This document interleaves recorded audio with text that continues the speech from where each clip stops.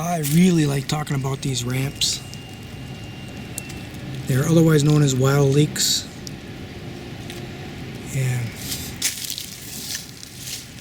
I like them a lot because they grow underneath trees and bushes.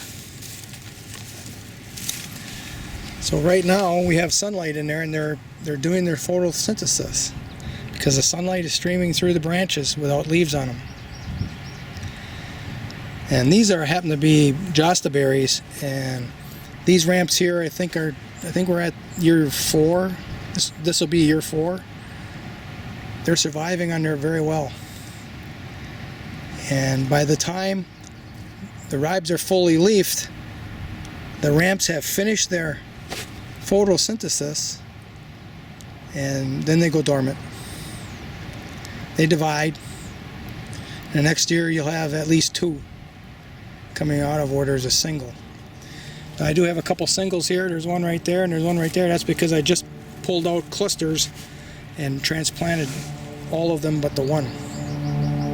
In this line up here all the way to the fence way at the back are 11 clusters.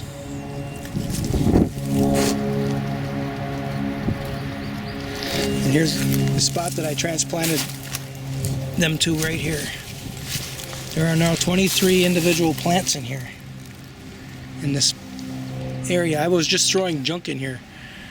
You can see the tubes at the end. I'm going to be throwing most of the tubes away, but I had just junk here, and I'd pile up sticks and all kinds of stuff in here. If it was something that I would use, I thought I would throw it here. It was kind of a storage spot, but I want to make it a productive spot. So now there's 23 newly planted ramps, and I expect them to survive.